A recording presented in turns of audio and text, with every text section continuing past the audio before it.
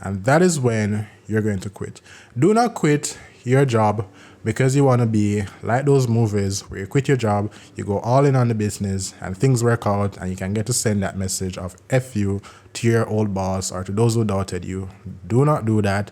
That most times in life is just a recipe for disaster. You make your best decisions in business from a point of abundance, not from a point of scarcity. Don't quit your job to start a business until you watch this video. The reason I'm making this video is because a lot of times we're starting a side hustle that we're hoping to become our main hustle, and we're not really enjoying the time we spend at our jobs. In fact, we really want to quit. But when is the right time to quit? Let's get into it. You're going to need to know your numbers. That's the most important part of this decision. And what are the numbers you're going to need to know? The first, you're going to need to know your side hustles or your business's number, and you're going to need to know your personal numbers. So let's start with your side hustle or your business's numbers. For your side hustle, you're going to need to have some data. So if you started and you have a good month, that is not really your number, because in business, things go up and they go down, just like the stock market. And at times, you're going to have a good month. Don't mistake your good or your bad month for what the norm is, meaning that you're going to need to have 3 to 6 months of information, 3 to 6 months of data to say that, all right, on a good month, this is how much money I make. Let's say I make $1,000 on a good month, and on a bad month, I only make about $300. All right, so $1,000 on a good month, $300 on a bad month. And then from there, you're going to have an average of how much money you make. You're also going to have to calculate how much time you put into your side hustle or your business to have an idea of what your output is as it relates to your input. You might be speculating that I'm only putting in 10 hours per week on my side hustle. On a good month, I make $1,000. On a bad month, I only make $300. That means that if I put in 60 hours per week, I could make somewhere between $5,000 to $6,000 per month. And you might be correct. It might even be that you can make $10,000. The idea is that you don't want to just stop right there, because it's just speculation. As a matter of fact, if everyone's business went the way they thought it would have gone, nobody's business would have failed. Meaning that you're also going to keep in mind that at times things will fluctuate, which is why you wait about 6 months. Now that you have an idea of what your input is as it relates to your output, so you're putting in 10 hours per week, your objective after quitting is that you put in 50 or 60 hours per week. Notice I don't say 40, because 40 hours is for the employee. As an entrepreneur, as a business owner, you're going to have to put in a lot more time, especially in the startup phase, for things to get going. Especially if you don't have a partner, mind you. And you have to keep your partner's number and time in this as well. You're going to have an idea of how much time you can increase in putting in your business and have an idea of the expected returns.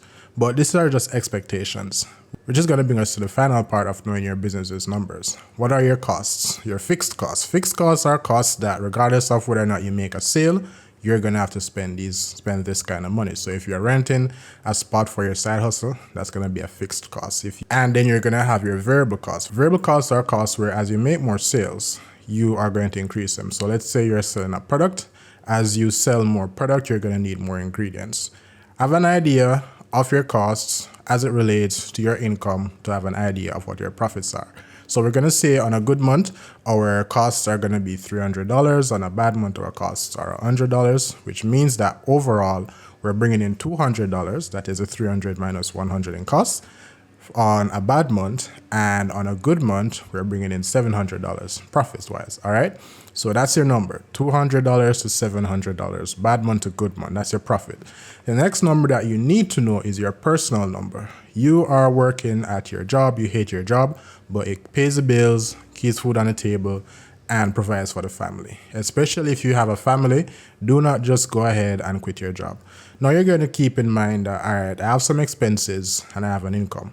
What are my expenses? How much money do you need at minimum to keep your life going? You need to eat, you need somewhere to live, and you need emergency money that if you get sick, you can go to the doctor. How much money is that? Let's say that's about $500 for the month. Not realistic in this day and age, and include your rent as well or your mortgage, stuff like that. Not realistic in this day and age, but just an example. Let's say you're at $500.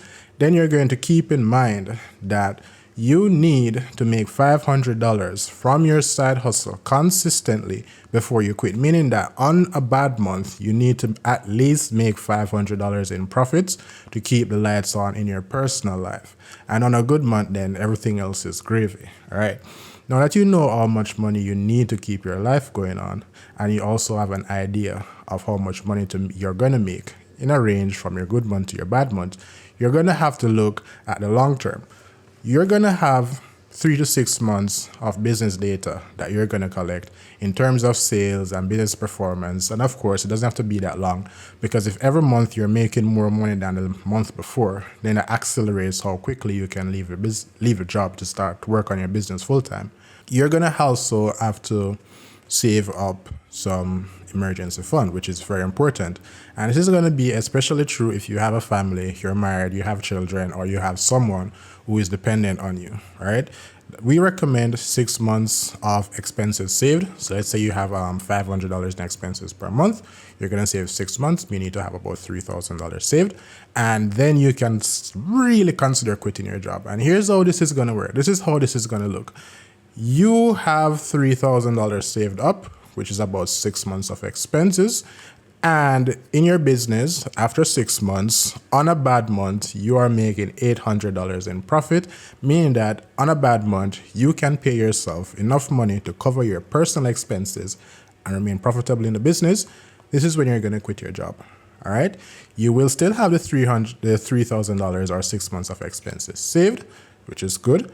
But you're also going to be at this stage, have some cushion in the business that will make it feasible for you to quit. And this is how you're going to ensure that your business also has a lifeline, because now you're also going to say, we can save some money in the business for when things go awry in the business or when things go bad in the business. So your business is also going to need some emergency fund. Over the 6 months that you're saving up your emergency fund and getting in business data in terms of what your good months are, your bad months are, what really drives sales and performance and how you can improve and where best to spend your time to make money, you're also going to have to be saving money in your business for an emergency fund. This gives you 2 pools of emergency funds, one for your personal life, one for your business. If things go bad in your business, you're going to have an emergency fund of about 3 to 6 months, preferably a year, to keep things going, keep the lights on. And in business, things will go bad. And in your personal life, you're going to have an emergency fund where if things go bad in the business and you can't pay yourself, you're living off your business's emergency fund, you still have an emergency fund in your personal life to keep things going. And this also gives you time if things really go bad, and sometimes they do, but let's hope they do not. You have the opportunity at this stage to also give yourself some leeway to get another job or figure things out. Because even though no money is coming in, because the business is down, for example, and you're living off both your emergency funds to keep the business going and to keep your personal life going, you still have some time to figure things out. You can perhaps get another job, stuff like that. And that is when you're going to quit. Do not quit your job because you want to be like those movies where you quit your job, you go all in on the business and things work out and you can get to send that message of F you to your old boss or to those who doubted you. Do not do that. That most times in life is just a recipe for disaster. You make your best decisions in business from a point of abundance, not from a point of scarcity. Do not put yourself in a scarce position. Now, at times, you're going to have to be a little bit more brash and you're going to have to make some tough decisions.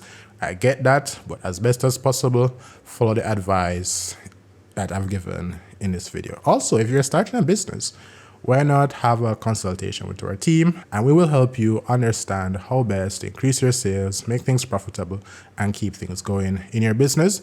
We also help you with marketing, websites, and online business consultations. If you are starting a business or you have a business, we are the team to help you. Go ahead and set up a consultation below. Consultations are not free anymore, but if you work with us, then we remove the consultation fee from the project fee, and that's a great deal for someone who's serious about business. Then guys, check this out for some ways to get sales while you sleep in your new business. Video right here.